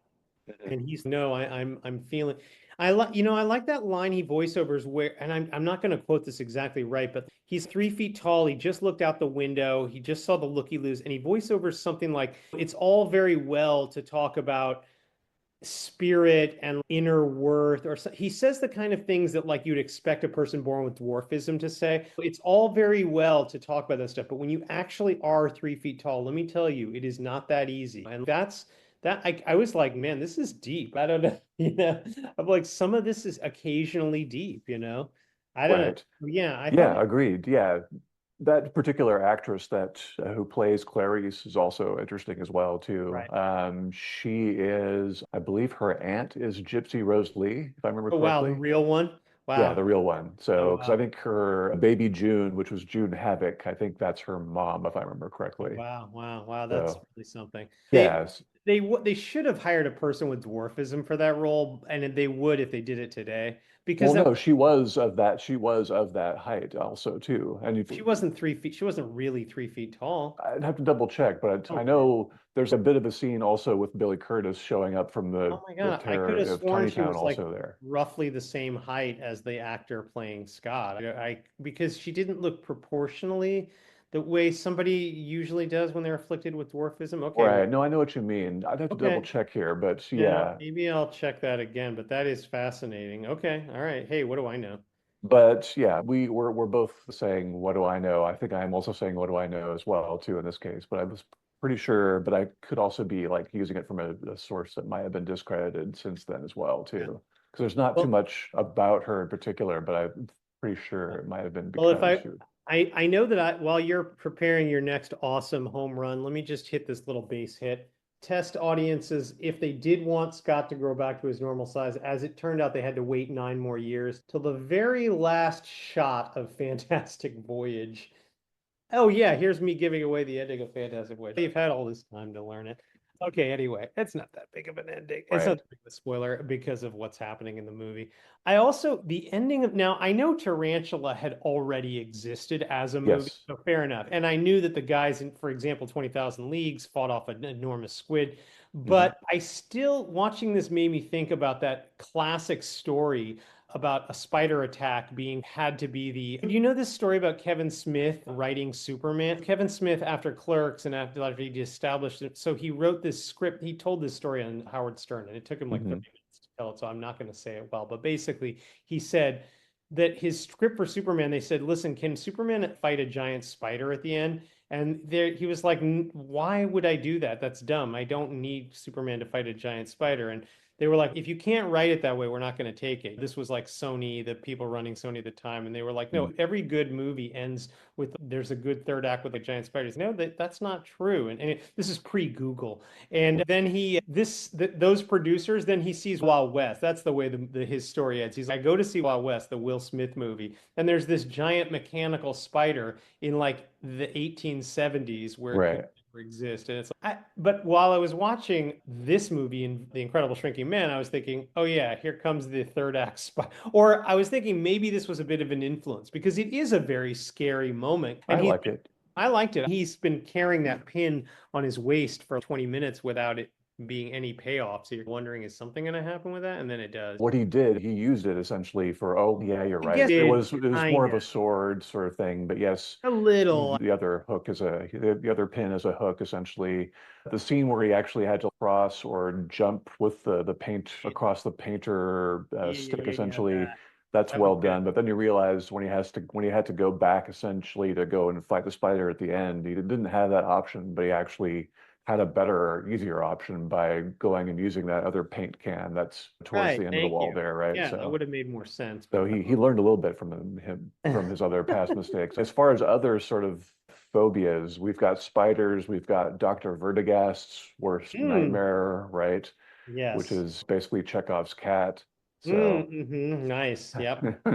Good one. This cat, they got this cat to look as mean as any cat can possibly look, and several times. exactly. Yeah, I've lived with lots of cats, and they rarely look quite that angry. The well done filmmakers, you know. Um, It also made me wonder when did it become an option to get an unlisted phone number? oh right. I don't know. Yeah, I was that's wondering that as well, well, it like when that sounds like we became a got a lot of thing. I don't knows on this one, Yeah, but we're enjoying this movie. We're happy exactly. that and it's got lots of water, and there's a whole flood for him. Yeah, I mean that it's got more water. I don't say it's got more water than any of the other movies, but yes, the motif is continuing for sure. It is, yeah. It works a lot with you can say what you will about the music, but they also employ the sound design quite well for Yeah, this thank you. film It too. feels like a bigger film than it is. I don't know. Mm. It doesn't feel like you're always in safe hands. I think that's something that Jack Arnold had accomplished by this point. You felt like you didn't need it's economically made. It feels like you're just going to the next thing. And I don't know. A film like this, I've had other experiences with films like this that kind of drag out. This film, Jack Arnold's got an economy of movie making. The scenes make sense. They go to the next one. No flab. Um, Agreed. yeah, and not I wish every horror filmmaker would take more notes, frankly, from Jack Arnold. That's just more filmmaking in general, where Sure. everybody just Yeah. makes longer films, let's just say. And by the way, there were other weird shows before the Twilight Zone. I just want to point that out, like in the 50s. I forgot what they were called, like Our Creepy Time or something. But anyway, none of the, I don't remember what they were. No, they were like sci-fi shows. Some Oh, were, but they weren't that big and nobody really watched them. And they didn't, I don't know. So I was looking at because I was like, I was ready to give movies like some of the movies we've been watching, including Dead of Night and this Incredible Shrinking Man, kind of credit for sort of hmm. Twilight Zone, and I still do, but it turns out there were other influences as well. Anyway, Oh, okay, okay. But I it's learned probably one about of this. those. Sorry, this is terrible because once again, I'm bringing something up that I can't like fully. Oh yeah, I know. But you're There also are, pointing out the history of especially like early television and how yeah, difficult it is to locate that unless you go to a few yes. certain archives. Twilight Zone was more horror-y anyway. It had that blend of sci-fi and horror that was more like, what if this did happen? Oh my God, that would be so scary kind of thing. That's more some of these movies that we're looking at. Obviously, Exactly. we wouldn't just look at a sci-fi film. Okay, should we pivot to the final film? Yes. Are we ready for that for today? Oh, certainly. And then we'll flood you with our ideas of what they all four have in common. Man. I was looking up Hammer films for this. I guess I didn't know their rich and illustrious history before they got into horror. Because I guess as a kind of a amateur fan, not real, I guess, wait, amateur fan, that's a contradiction. I knew there were Hammer films, but I guess I didn't know that they had done. But that said, before they were doing horror, they weren't doing well, is what I found out. The studio was Hmm. kind of, if not on its last legs, it was in trouble. It wasn't doing well in the early 50s.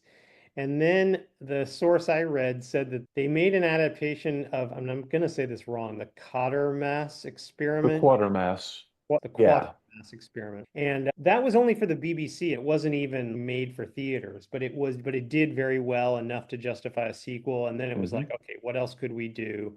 And the fact that it wasn't like it is the mid 50s. There's not 100 other studios in Britain doing horror or even considering it. So that helped. They got a couple of Americans who showed up, pitched them a Frankenstein thing. They blew that off. One thing led to another, though, and they were like, okay, no, maybe we could actually do something that would work. They had a script. It was a little too much like Son of Mary Shelley's story was obviously way into the public domain. That went without saying. It was like at that point, like 120 years. They're still worried about Universal though. They were worried because depending how they adapted it, if it was too close to Son of Frankenstein, actually, Universal could come after them because that was there. So they changed that's part of the script. And then who did they cast? This was Peter Cushing's first lead role in a movie. He was known for TV shows, but still, that's cool. That's like Robin Williams being in Popeye. You never forget your first, even if Right. you've done other things in TV. It doesn't count. I'm okay. It's I not think very comparable. That the roles are not comparable, but I'm just saying he was randomly also, he had I don't know if Olivier's Hamlet was before this. I think it might have been, it right? was before this. Yes, So that's yeah. he had a small, very Okay, funny role as right. Osric in that as Okay. well. Oh So wow. Okay. Wait, he's at the grave? Not Yorick. no, the Osric is the person basically telling Hamlet that there's this duel, basically. Okay, He's all who, right. Sure. Yeah. so he's part of the court, They cut essentially. that out of some versions of Hamlet. Yeah. But yeah, anyway. Um, yeah, one thing led to another, but I guess Christopher Lee was basically cast because he was tall. That's what I was told, which is fascinating. Like we have him otherwise? There was somebody who was taller who wasn't cast, but and then it was tricky to get him made up because even though so one of the things about this was going to be color. That was one of the ways they were going to distinguish it, but from all the other. But because Universal had flooded the zone of anytime you visited Hollywood in the 40s or 50s, if you just walked on the street, there were photographs of Bela Lugosi in the green makeup. So it was a well-known thing that Frankenstein was green. It was known in other ways, so they couldn't just make him green. Or I mean, it was on the posters for Frankenstein, obviously. Right. It was known. But so they were like, okay, why don't we make him? It's funny they chose white of all colors because here it's supposed to be the first ever like color version of one of the classic monster films, and yet he's white. And yet that somehow works. It works really well. And not only does it work, but it's a great contrast to the red on his face. And that's another big milestone achievement. I know you're going to get to this, where basically blood had almost never been seen on screen. Red, not black Not and white, red. but Yeah. like red and a lot of it. Like Hmm. not a pinprick, but like when in the scene when Paul shoots the monster's eye, there's a lot of blood. There's Yes, there red is.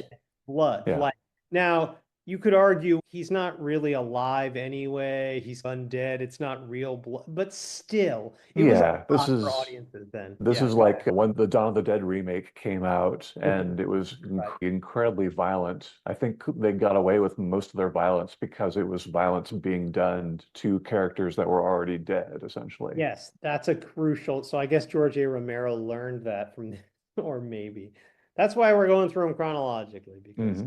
But anyway, yeah, I looked at a few other things. You know what? Do you want? You're the one who might have listened to the Criterion narration, and I probably didn't. So did you want to add anything There else? wasn't, well, this one is a little different. So this is all pretty new to me as well. And I think I'll probably talk a little bit more.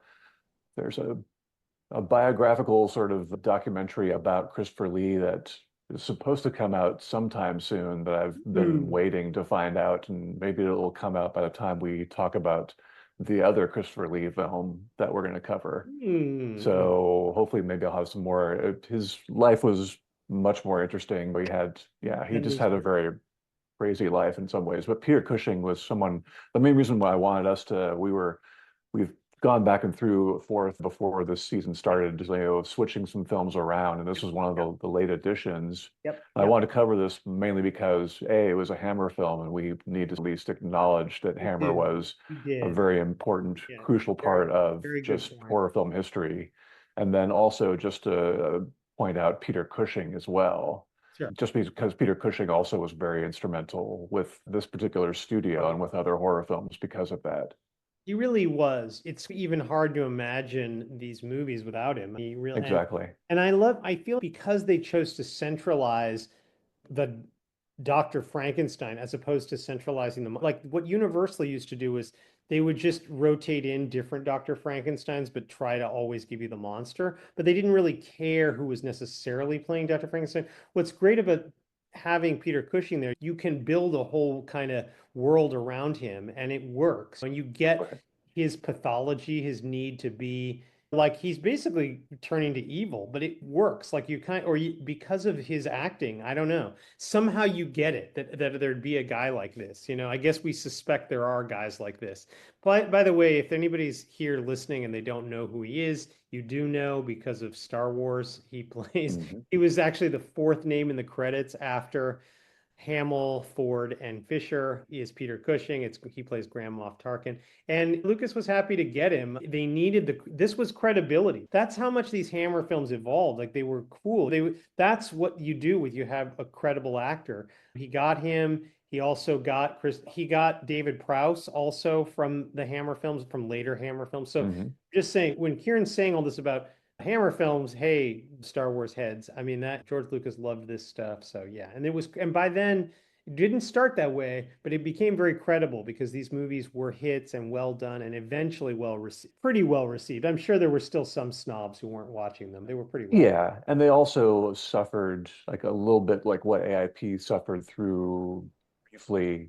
There's what everyone's did, and we'll talk about when there's a sea change that happens from the 60s to the 70s and the world gets turned upside down. Sure. And We'll them get as a studio were trying to, they were known for like older, not necessarily modern characters or films necessarily, or not necessarily films taking place in modern times that much. And they tried to cater to the kids, let's just say, as well, and to various mixed results, let's just say. So they were not immune to that, just the same way as like was not immune to that as well. Sure. There's a reason some films are not on the H100, and yet Exactly. they're still worth us discussing sometimes. Yes. Exactly. Yeah. Okay, well, anything more about the production before I do this final plot summary of the cast? No, let's go ahead. The Curse of Frankenstein begins with a Gothic fonted card, putting us in Swiss mountains more than 100 years ago. A priest arrives by horse at a prison, dismounts, walks past the rowdy prisoners, ignores the guard's warning, and enters the cell of Baron Victor Frankenstein, who is slated to be executed, and demands the priest hear and transmit his story so that people will believe it. In flashback, we see Victor as a juvenile just after his wealthy mother's death, whereby he reaffirms his commitment to support two cousins, a mother and a daughter, and later hires a new tutor, Paul, with whom he begins 2 years of tutelage and, with mother's money, many more years of science experiments, culminating in adult Victor and Paul revivifying a dog. In a Victorian parlor, Paul suggests revealing their findings, but Victor counters they must instead create the perfect man from parts. Honestly, what? Although, having read the book, Mary Shelley's book, it's not necessarily more motivated there. Um, at night, Victor climbs a gibbet and cuts down a hung man who falls into Paul's wagon as Paul calms the horse back at the bottle-filled lab. That's almost a water motif right there.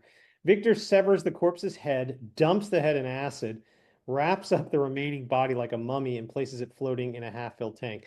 I guess this was like the one that the same acid that inspired Breaking Bad. I mean, does everybody have a tank of this acid that can destroy anything in an hour? Because it's a great way to dispose of a body, as we find out eventually, ruining this movie. Hmm.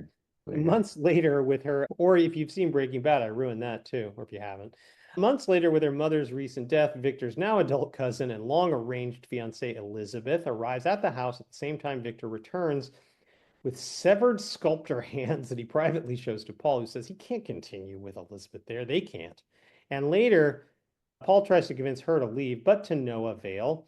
Victor makes out with his maid, Justine, who is jealous of Elizabeth, who later asks Victor to help with his experiments, but to no avail. Seen only in shots below the neck. I like the way this was shot. Victor visits the municipal charnel house and collects eyes. Paul returns to warn that only evil can come of Victor's current course, but Victor proudly declares he has every part except a great brain. Over convivial drinks in the parlor, Elizabeth calls their guest, Dr. Bernstein, one of the world's smartest people. Just before Victor walks him to bed, ascends stairs with him, shows him a painting, and yells, "Look out, Professor," as he pushes him off a suspiciously not very strong landing. At the mountain funeral, we learn that Bernstein conveniently has no heirs, and Victor kindly has volunteered his family's crypt. What a sweetheart. Later, after Victor extracts his brain, Paul confronts him and they tussle, bashing the bagged brain against a wall before Paul gives up on Victor. Paul's always doing this, just walking away in a huff when he could, I don't know, call the police or do something else. Hmm. In the next scene in a bedroom, Paul won't give up on rescuing Elizabeth, but Elizabeth refuses to give up on Victor. Night thunder crackles outside as electricity sizzles inside Victor's lab. But he needs help and goes to the room of Paul, who refuses, as we see a lab short circuit lead to the mummy starting to stir. Yes, the body parts have been wrapped like a mummy. Victor returns to the lab only to meet his creature standing, his white and scarred face revealed as he almost strangles Victor to death before Paul's last-minute intervention knocks the monster unconscious. I guess it's good Paul's coming and going into all these rooms. Later in the lab, with the creature strapped down, Paul hears Victor's months-long research plan and resolves to leave in the morning. But in the morning, they find the creature has fled.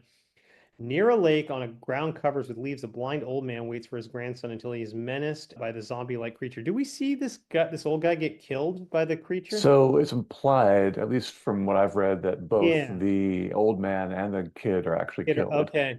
It's very off-screeny, though. I mean, It is very off-screen, yeah. yeah.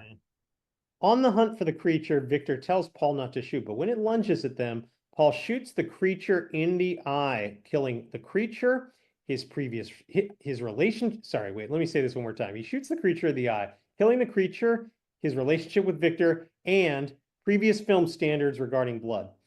After Paul departs, Victor looks at the strung-up monster and promises to bring him back to life.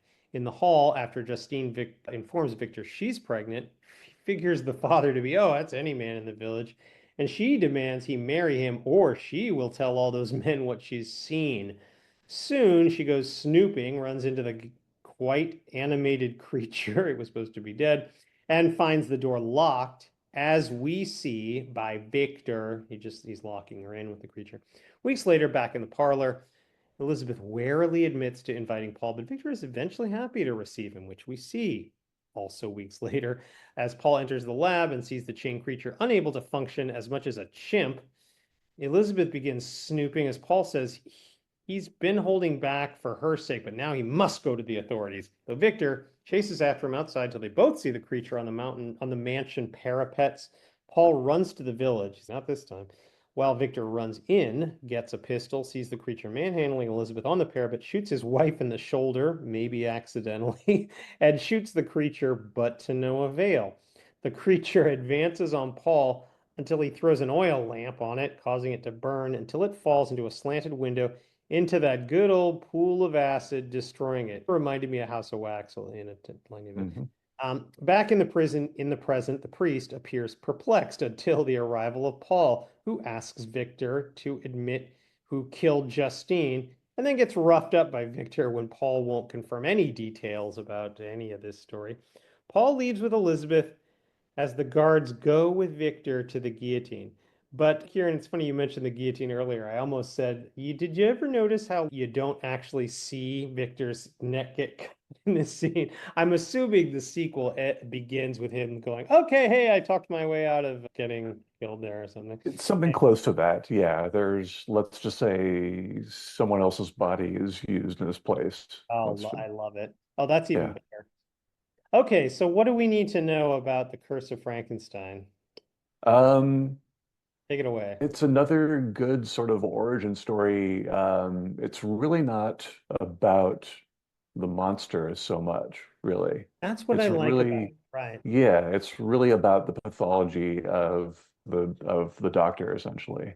We were early talking about the sort of conflict in Creature about the conflict between science and commerce. And here we're just, there's a conflict between science and the ethics, and basically just ethics, let's just say. Sure. So, and that was always a part of the story of the Frankenstein story anyway, to a degree, but this is brought more to light just because of just what a just a general kind of bastard Peter Cushing is in this movie. He's pretty, he's also just very oddly charismatic as well, too. He's just like a Yes. very fascinating sort of three-dimensional sociopath, which is, and everyone explains away what he's doing essentially. Paul does that so many times, which is why he keeps coming and going and coming and going so many different times. Maybe he feels some sort of odd responsibility being his tutor all these years, I suppose, that he feels like maybe is some sort of, I don't know, some sort of need of maybe I just wasn't the mentor that I should have been for him. Maybe I've steered him wrong, but so I don't know, he explains away him being not evil, just very focused on trying to focus on his particular goals, essentially, without thinking about all the ramifications for his goals. And that mostly works until he basically says there can only be one scientist whose last name ends with Stein alive here in this castle, and then, and then basically just murders this other scientist essentially. So that sort of theory, I think, goes out the window. And so I think if we could say towards the end, because that happens, I don't know, it makes it a little less plausible that Paul keeps coming back, I say.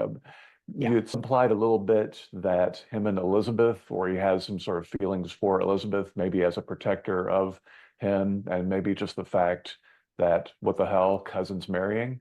So there's that.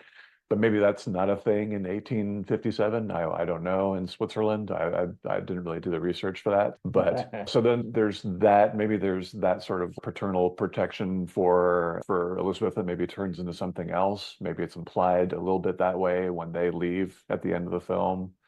But they're so that sort of character, I think once Peter Cushing or once Frankenstein breaks bad, essentially, which is what happens after the murder of Bernstein, essentially, then essentially it's odd to see Paul keep coming back, essentially, and being the angel on his shoulder, who's not really on his shoulder. He's just he's far off in the distance. Dr. Frankenstein does whatever he wants to do, whatever he wants to do. But yeah, it's a very important sort of great performance with Peter Cushing.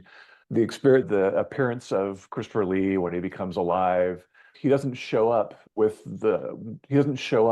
his visage. He basically shows up, he's bandaged, and then he just rips it off, basically. So there's that scene, which is pretty well done as well. And Oh it's yeah. an unusual look for a monster anyway. It's very much it's I don't know. It's as much of the opposite of what Boris Karloff and his makeup is. I do like it for that reason.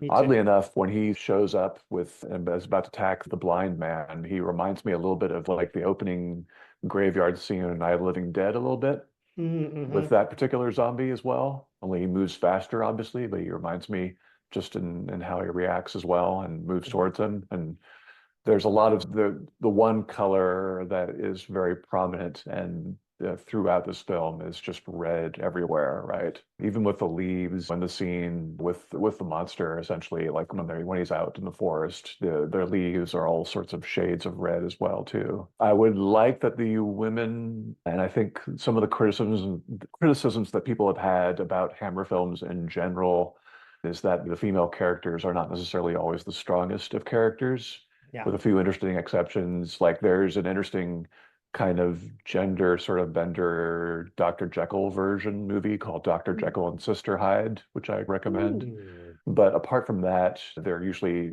for the most part, they usually become vampires or they become monsters, but they're not necessarily like the main characters necessarily. This is no exception. The actress playing Elizabeth, we're going to see her in a much more interesting role in a particular Poe film later on as well. So, but yeah, apart from that, about Peter Cushing's just tour de force performance, I think, in this movie.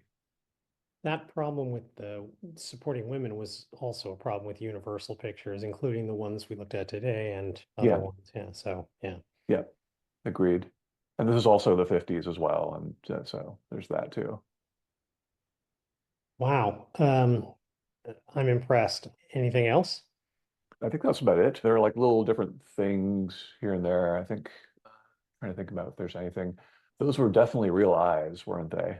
That were in that movie, I think. That's I was funny. We've wondering if they had were a bit like of an cow's eye eyes or motif something. between Creature and what are well, did we have oh, the eye thing in the climactic scene of Diabolique with the removing of the Yeah, condom. yeah, exactly. Yeah. I was wondering, I think they did mention, I think there might have been like an even more pronounced scene, basically where when they get the highwayman's body back to the lab and they realize the head is useless and Peter Cushing says, I'll just get rid of it basically. And he just cuts it off and then puts it in the acid bath. I think there's supposed to be I think you're supposed to actually, a cut scene somewhere out there where you actually see the head go into the bath, I think, as Ooh. well, which would have been very scandalous, I think, if it actually made it past censors. Wait, why is that scandalous to show a head go into an acid bath? It's just an actual severed head, basically, right? Oh, they didn't really show those No, they except in didn't really House of show it. Wax. You see a little bit of shadow of it as it goes into the bath, but Peter Cushing's body obscures it essentially as he's doing that. Yeah, the makeup artist Phil Leakey. I don't know. Yeah, there's a lot of good Hmm. stuff here. It's just impressive, and it's great that they established Hammer Films. This was important. It's like getting Toy Story right, so that you can have the rest of Pixar. Exactly. So yeah, I don't know. And I'm impressed. Boy, you came up with a lot of stuff today. Let's go. You've already covered everything. Anything else we should be saying about what's going on in the 50s based on these four films? Oh, I think we said there's probably more to say, but I think we've said a lot about what we've covered, like a few certain symbolical things going on that connect these Sure. films, obviously. And we've Yeah. discussed the importance of what each film symbolizes in terms of the history of film and the history of horror and why we covered these films in particular for this episode. Yeah, if we think of horror as like the return of the repressed, we can see throughout all four of these films there's a sort of a repressive agent that everybody's trying to like get out from under, kind of, whether it's their own neuroses or something else. And sometimes it Agreed. takes a human or a humanoid form, and sometimes it doesn't. And but I think these speak to the general kind of hothouse paranoia of the 50s, even in France, and England in a weird way. Yeah. Um, I'm excited that we did this. It's fun. It's educational. It's going to help somebody somewhere with a paper. That's what I That's find. what I we do find my here. Yeah. students are actually like quoting my podcast now. They didn't used to. Of Okay. Shall I tell them what we're going to do next week then, Kieran, or any of last notes course. before I do? Or is Oh that yeah, good? Okay. I think so. Yeah, okay. So next week is going to be we're going to continue. Actually, these will be the last four films of the 1950s, and then the following podcast, we will jump into the 60s. So, fans of the late 50s, fans of the Elvis Presley era, we are coming up on Night of the Demon, The Fly, House on Haunted Hill, and Bucket of Blood. All right, now we're talking. Finally, we can have some fun around here. We haven't had any fun, but now we will. Yeah. Okay, I hope you'll join me till then. And I hope you'll join Kieran too, because he'll be here too. Okay. So until then, save us some popcorn because there's always another movie to see.